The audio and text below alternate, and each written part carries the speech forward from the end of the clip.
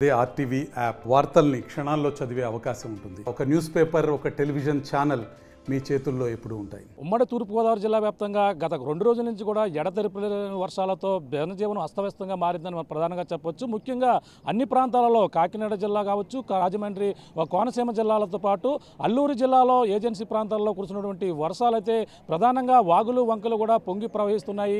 అలాగే ఉమ్మడి తూర్పుగోదావరి జిల్లాలో ఉన్నటువంటి కొన్ని లోతట్టి ప్రాంతాలు ఈ యొక్క వర్షాలకైతే నీట మునిగినటువంటి పరిస్థితి ప్రధానంగా కనపడుతుంది. ఈ నేపథ్యంలో కాకినాడ జిల్లా పిఠాపురం నియోజకవర్గం ఏపీ ఉప ముఖ్యమంత్రి నియోజకవర్గం ఏదైతే ఉందో తన సొంత నియోజకవర్గంలో కూడా ఈ యొక్క వాగులు వంకలు పొంగి పరలిస్తున్నటువంటి పరిస్థితి ఉంది.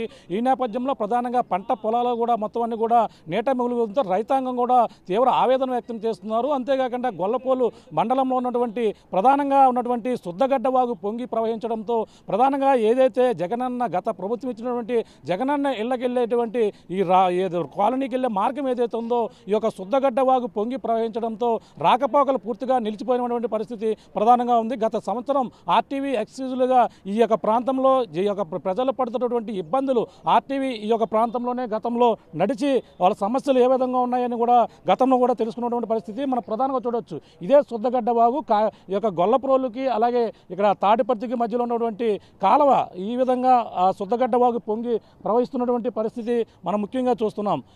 ఇక్కడ నుంచి అయితే జగనన్న కాలనీకి దాదాపుగా అక్కడ అందరూ కూడా లబ్ధిదారులకు అందరూ కూడా ఇల్లు ఇచ్చారు, ఇల్లు పట్టాలు ఇచ్చినటువంటి పరిస్థితి ఉంది. అందరూ కూడా గొల్లపోలు రావాలన్నా ఈ యొక్క మార్గం నుంచే రావాలి. ఇది శుద్ధగడ్డ వాగు ఇక్కడ కాజ్వే ఉంటుంది, కింద కాజ్వే అదంతా కూడా బ్రిడ్జి పూర్తిగా మునిగిపోయి దాని మీద ప్రవహిస్తున్నటువంటి పరిస్థితి ఉంది. అది కూడా ఈ యొక్క గత 2 రోజుల నుంచి కూడా ఈ యొక్క కాలువ ఉధృతంగా ప్రవహించడంతో ఈ జనజీవనానికి అయితే ఇక్కడ గొల్లపోలికి ఇద్దరికి మొత్తం ఈ యొక్క వాళ్ళతో ఈ యొక్క సహసంబంధాలు కూడా పూర్తిగా నిలిచిపోయినటువంటి పరిస్థితి.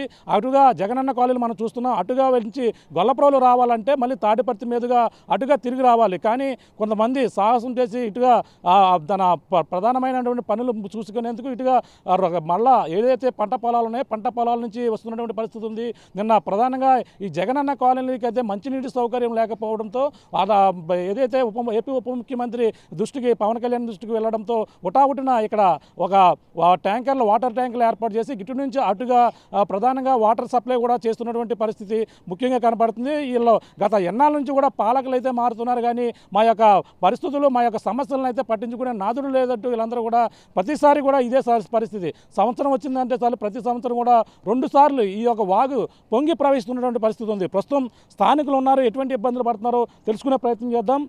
చెప్పండి, ఈ యొక్క శుద్ధగడ్డ వాగు ఎన్ని రోజుల నుంచి ప్రవహిస్తుంది, ఎన్నాళ్ళ అప్పటికి ఇప్పటికీ పరిస్థితి ప్రతిసారి కూడా ఇదే ఇబ్బందులు పడుతున్నారు, ఎలా ఉందో చెప్పండి.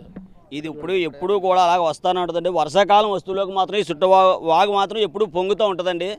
ఈ వాగు ఈనాడు నుంచి కాదండి, ఏనాడు నుంచో ఏలేసిన ప్రాజెక్టులో నీరు ఎక్కువైనా కూడా ఇది ఇలా పొంగుతూనే ఉంటుందండి. మాకు గొల్లప్రోలు పేరు చెప్తేనే ఒక ముప్పు ప్రాంతం అండి. ముప్పు ప్రాంతం అని తెలుసుండి కూడా గతంలో మాకు ఈబీసీ కాలనీ కూడా చాలా అలా మునిగిపోతూ ఉంటే నాయకులు వచ్చి హెచ్చరికలు చేయడం, రోడ్ల మీద వెళ్ళడం ఇది జరిగేదండి. అది జరుగుతుంటూ ఉండగానే ఇక్కడ మళ్ళీ మాకు పల్లం ప్రాంతంలో స్థలాలు ఇచ్చారండి. ఆ స్థలాల్లో కట్టుకుంటున్నాం, కట్టుకోకపోతే మాకు స్థలాలు తీసేసుకుంటాం, మీరు కట్టుకుంటున్నారు లేదా అంటే సరే కట్టుకుంటున్నాం, మాకు దారి లేదు కదా అంటే మీకు బిజ్జీలు వేస్తారు, దారి వస్తుంది, మీకు రోడ్లు వస్తాయి, మీకు అన్నీ చేసి బాధ్యత మాదని చెప్పి మమ్మల్ని ఒప్పించి అందులో మమ్మల్ని కట్టించారండి. తీరా కట్టించిన తర్వాత వరదలు వచ్చి మేము ఇబ్బంది పడుతున్నామని చెప్పేసి మేము అడిగిన తప్పుకి మాకెవరో పట్టించుకోకపోతే ఏదైనా పర్లేదని చెప్పేసి జిల్లా కలెక్టర్ గారి దగ్గరికి వెళ్ళి మేము ఆవిడతో చెప్పుకున్న రోజులు ఉన్నాయండి. ఆవిడ కూడా 90 రోజుల్లో మీకు పరిష్కారం వస్తుందని చెప్పేసి మాకు కాగితాల మీద సంతకాలు పెట్టి మీరు వెళ్ళండి మీకు రోడ్లు అవి వస్తాయని చెప్పి పంపించారండి. మళ్ళీ వరదల్లో మునిగిపోతున్నామంటే రెండోసారి మళ్ళీ 90 రోజులు పోయిన తర్వాత ఏంటంటే మా పరిష్కారం అని మళ్ళీ మేము వెళ్ళామండి. అప్పుడు కూడా అదే చేస్తున్నాం, అదిగో వచ్చేస్తున్నాం అన్నారు, ఇదిగో రోడ్లు వస్తున్నారని, కానీ మాకు ఏ వసతులు జరగలేదండి. ఇప్పుడన్నా ఈ పవన్ కళ్యాణ్ గారు మాకు వచ్చారు కాబట్టి, మేము ఆయన గెలిపించుకున్నాం కాబట్టి ఏదైనా మాకు ఈ మార్గానికి ఒక చిన్న వంతునో ఏదోటి వేసి రాకపోకలు మాకు అడ్డు లేకుండా చేస్తే, అటు నుంచి లేదంటే 1 కిలోమీటర్ ఉంటుందండి, అటుపైకి పొంతు ఉంటుంది, దానికి మట్టు పోసి మామూలు పోవడానికి రావడానికి మాకు సహకారం చేసిన, లేదంటే ఏరే 2 పొంతులు ఉన్నాయండి, అవి కూడా మధ్యలో రైతుల భూములు ఏవో కొంచెం కొనాలండి, అవి కూడా కొని చేసిన మాకు ఏదో మార్గం చూపించమని, మాకు ఏదో రంగం ఒక మార్గం చూపించకపోతే మేము ఇందులో ఉండలేకపోతున్నామండి. పిల్లలకి భోజనాలు లేవు, ఏమీ లేవు, తెచ్చుకోవడానికి ఒక పాల ప్యాకెట్ లేదు, ఏ దారు లేక ఎంతమంది ఉంటారు, మొత్తం ఎంతమందికి ఇక్కడ నివాసాలు ఇచ్చారు, అందరూ కూడా ఏ విధంగా ఇబ్బంది పడుతున్నారు?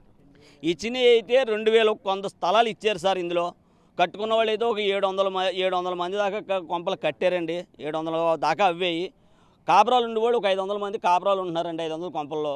అయితే ఈ వర్షానికి భయపడి చుట్టాలు ఉన్న వాళ్ళు చుట్టాలు వచ్చి తీసుకెళ్లారండి కొంతమందిని. ఊళ్ళో ఇల్లు ఉన్న వాళ్ళ సంబంధించిన వాళ్ళు కొంతమందిని ఆ పక్క నుంచి నీటిలో తీసుకుపోయారు. ఇంకా అలాగైనా 300 కుటుంబాలు ఇందులో ఉండిపోయారండి, చిక్కుడిపోయారు. వాళ్ళకి ఏ దారులు లేవు. ఒక ఇల్లు కోసం ఆశించి ఇందులో కట్టుకున్నాడంటే వాడికి ఏది లేదనే కట్టుకుంటాడండి. ఎందుకంటే ఈ విధంగా వాళ్ళు ఇల్లు స్థలాలు ఇచ్చినప్పుడు దీనికి ఏదన్నా బ్రిడ్జ్ చేస్తారని చెప్పడం జరిగింది. అది చెప్పి మాకు ఆదానం ఇచ్చారు కాబట్టి మేము ఇందులో కట్టుకున్నామండి. మాకు ఇస్తామని మీకు కడుతున్నాము, మీరు కొంపలు కట్టుకోండి, మీరు కట్టుకున్న లోపల మీకు బ్రిడ్జీలు అవుతాయి, ఆదల పక్క నుంచి రోడ్డు అవుద్ది అని చెప్పారండి. మేము కలెక్టర్ దగ్గరికి వెళ్తే మీకు రోడ్డు అయిపోయింది, కలెక్టర్ అయిపోయింది, బ్రిడ్జి అయింది కదా అని చెప్తే లేదండి మాకేం అవ్వలేదు వచ్చి చూడండి అంటే తక్షణం మేము వెళ్ళిన తర్వాత ఒక తారు రోడ్డు మాత్రం వేసారండి దీనికి. అది కూడా సైట్ల దాకా వెళ్ళడానికి ఇక్కడ నుంచి తారు రోడ్డు వేసారండి. సైట్లలో మాత్రం మొక్కల్లో దిగబడిపోతాయండి రోడ్లన్నీ. సైకిల్ లోపలికి వెళ్దండి, ఆ తారు రోడ్డు మీద పెట్టుకోవడం మళ్ళీ వెళ్ళడం రావడం. కాలువ వస్తే మాత్రం మాకు దారి అంటూ లేదండి. అంటే ఈ కాలువ ఎలా ప్రవహిస్తుంది అంటే ఎంత రోజు ఉండొచ్చు ఇక్కడ? మన ప్రధానంగా అప్పట్లో ఇటు అటు కూడా నడిచేవారు, ఇప్పుడు ఎవరో రాకపోకలు చేస్తున్నారు. మనిషి మునిగిపోతారండి. ఇప్పుడు ఈ ఇందులోంచి వెళ్తే మనిషి మునిగిపోతారండి, బయటకు రారు. ఈత వచ్చిన వాళ్ళు అయితే ఈదుకుంటే వెళ్ళాలి, కానీ ఇది ఎప్పుడు మునిగిపోద్దండి. ఇది ఇంకా ఎక్కువ ప్రవహిస్తే మీదగా అక్కడ దాకా కూడా తన్నించి ఉందండి. రోడ్డు అంతా కూడా తొతికి ఉంది. ఏంటే స్కూల్కి వెళ్ళేవారి పరిస్థితి ఏంటంటే వాళ్ళ స్కూల్లో సెలవులు మామూలుగా స్కూల్కి అయితే ఏ పిల్లలు వెళ్తలేదండి. కాలేజీ పిల్లలు బలువుని వెళ్ళబోయారండి. నిన్న ఒక పాప మాత్రం ఆ మలగొట్టులను పడిపోతే జబ్బుగుడి నొప్పెట్టి ఆవిడ ఇంటికాడ ఉండిపోయిందండి. హాస్పిటల్కి వెళ్ళే దారి కొట్టలేదండి పాపకి. కాలేజీలకు వెళ్ళే వాళ్ళు తప్పక బాళ్ళలోంచి వెళ్తున్నారండి. వాళ్ళకి మాత్రం ఇంకా కాలేజీలు పోతాయి, మా చదువులు పోతాయని ఉన్న చిన్నపిల్లలు ఎవరిని కూడా స్కూల్ని పంపించలేదండి. వాళ్ళంతా మొత్తం మాత్రం ఇళ్లలోనే ఉన్నారు. ఇళ్లలో ఉండడం కాదండి, ఇవాళ వాళ్ళకి ఏ ఆధారం లేదు.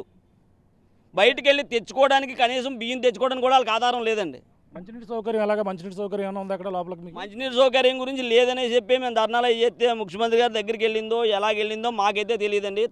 తచ్చదమే మాత్రం పైప్ లైన్ వేసి ఇతల పక్క ఒక టాటరు ఒక టొక్కు పెట్టి ఆటల పక్క ఓడి పెట్టండి, దీని నుంచి దానికి నీరు మళ్లించి పోయడానికని నేను ప్రయత్నం చేశారండి. ఈ లోపల టాటర్ కూడా అందులో దిగబడిపోయిందండి.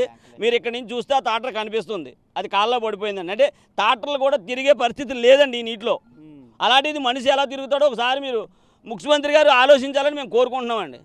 మీ సొంత నియోజకవర్గం పవన్ కళ్యాణ్ నియోజకవర్గంలోనే అంటే నిన్న నాయకులు అందరూ కూడా వచ్చి మాట్లాడడం జరిగింది ఏమన్నా మీతో? నాయకులు అయితే మాత్రం లోనికి ఎవరో రాలేదండి. ఎవరు వచ్చినా రోడ్డు మీద వచ్చి మాట్లాడడం ఇది వెళ్ళడం తప్ప. ఫస్ట్ గుంట మాత్రం 2 రోజులు నీరు వస్తే మాత్రం లోపలికి వచ్చారండి. లోపలికి వచ్చి ఏదో ఉప్మాలో ఏయో తెచ్చిచ్చారట, అది మాత్రం నేను చూడలేదండి. తేవడం తెచ్చారన్నారు. తర్వాత మాత్రం ఎవరో రాలేదండి. లోపలికి మాత్రం ఏ నాయకులు రాలేదు. అది చెప్పమ్మా, ఎటువంటి ఇబ్బందులు పడుతున్నారు అక్కడ? స్కూల్ పిల్లలు అందరూ కూడా స్కూల్కి వెళ్తున్నారా అక్కడ మీ ఏరియాలోనే? లేదు సార్, మామూలుగా ప్రతి ఒక్కరు కూడా స్కూల్కి వెళ్ళే పిల్లలు అయితే మాత్రం మామూలుగా పూర్తి స్థాయిలో ఇంకా ఇంట్లోని బయటకు వచ్చే పరిస్థితి అయితే మాత్రం ఎటువంటి పరిస్థితిలో కూడా లేదు సార్.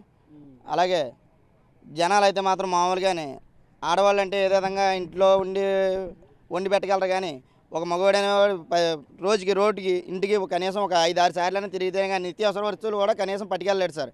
అలాగే నా పట్టుకెళ్దామన్నా కూడా అది నడిచి పూర్తి స్థాయి వరకు పూర్తి దారి మార్గం వరకు కూడా నడిచి వెళ్ళే పరిస్థితి అయితే మాత్రం అసలు లేదు సార్. దీంట్లో ఎన్నాళ్ళ నుంచి ఇబ్బందులు పడుతున్నారు మీరు ఇక్కడ? ఇదైతే మామూలుగానే దీంట్లో నివసించడానికి వచ్చి సుమారు 2 సంవత్సరాలన్నర స్థానిక ఇల్లు కట్టుకున్న వాళ్ళు అయితే మాత్రం నివసించడం జరుగుతుంది సార్. ఈ వరద ముంపు ప్రాంతం అయితే మాత్రం ప్రతి సంవత్సరం వచ్చేదే సార్. ఈరోజు కొత్తగా వచ్చేది ఏం కాదండి. ఇది ప్రతి సంవత్సరం ఏటా మామూలుగా కనీసం ఒక 5-6 సార్లు మునిగిపోయే దారి మార్గం సార్ ఇది. దీనికి తక్షణమే మామూలుగా కనీసం బ్రిడ్జి కానీ లేదంటే అటు నుండి ఒక పొంత మార్గం కానీ ఏదో ఒకటి ఏర్పరుస్తారని పవన్ కళ్యాణ్ అని ఆశించడం జరుగుతుంది సార్. చెప్పమ్మా, మీరు ఎన్నాళ్ళ నుంచి ఇబ్బంది పడుతున్నారు? అటుగా వెళ్ళాలంటే జగనన్న కాలనీకి దాదాపుగా 2000 ఇల్లు ఉన్నాయన్నారు. ఎలా వెళ్తారు మీరు అందరూ కూడా? సార్, నా పేరు లింగంశెట్టి వీర వెంకటరమణ.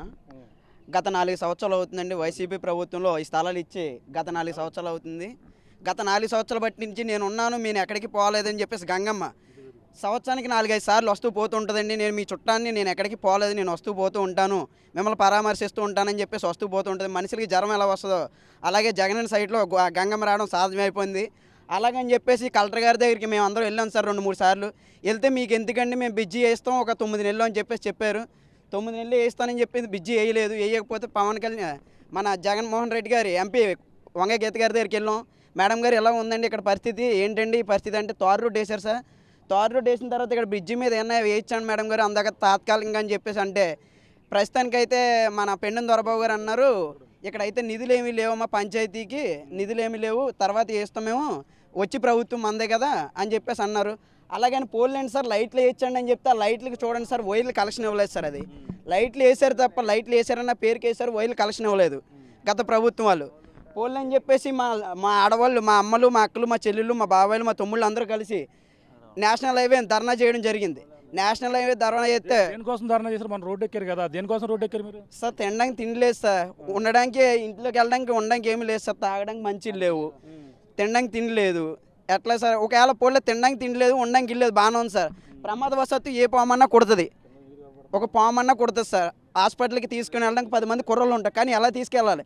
నిన్న మళ్ళలోంచి ఒక కాలేజ్ అమ్మాయి వెళ్ళింది, మళ్ళీ పడిపోయింది, జబ్బకి నొప్పి పట్టింది సార్. దాని పరిస్థితి ఏంటి? హాస్పిటల్కి వెళ్ళకుండా అమ్మాయి ఇంట్లో ఉన్నాను, ట్రీట్మెంట్ కూడా. పుస్తకాలన్నీ పోయినాయి సార్. మళ్ళీ స్కూల్లో ఫీజు కట్టుకుని పుస్తకాలు కొనుక్కోవాలంటే కూలి పని, రెక్కాడితే కానీ డొక్కాని ప్రాణాలు సార్. మరి కూలి పనులకు వెళ్తే కానీ ఏం చేయలేని ప్రాణాలు. ఇది ఆర్టీవీ వారు పవన్ కళ్యాణ్ గారు దృష్టి తీసుకెళ్ళి శాశ్వతంగా మాకు పరిష్కారం చూపుతారని చెప్పేసి ఆర్టీవీ వారిని కోరడం జరుగుతుంది. గతంలో ఇలా మీరు పడుతున్న ఇబ్బందులు పోయిన సంవత్సరం ఇదే సమయంలో కూడా మేము రావడం జరిగింది, అప్పుడు కూడా ఇలాగే వెళ్తున్నారు, ఇప్పుడు అంతకంటే ఎక్కువ అయిపోయిన పరిస్థితి ఉంది. ఎలా చూడాలంటారు సార్? ప్రభావం మాత్రం ఈ 2 రోజులు బట్టి నుంచి బాగా ఎక్కువైంది సార్. మల్లల్లోంచి వెళ్దామంటే మల్లల్లో మనిషికి లోతు వస్తుంది సార్. అలా తాడిపత్తి పుంత రోడ్లోంచి వద్దామంటే బండ్లు రావట్లేదు, మనిషికమ్మ మోకాళ్ళ లోతు మట్టి దిగిపోతుంది సార్. వాటర్ ట్యాంక్ కూడా రాలేదు. ఫోన్లే ఎలా వెళ్ళిపోయి అలా ఏదో వచ్చేస్తాం. వచ్చేసిన తర్వాత సైట్లోకి వెళ్ళడానికి దారి లేదు సార్. సైట్లోకి వెళ్దామంటే మనిషికి మోకాళ్ళు దిగిపోతుందండి మట్టి.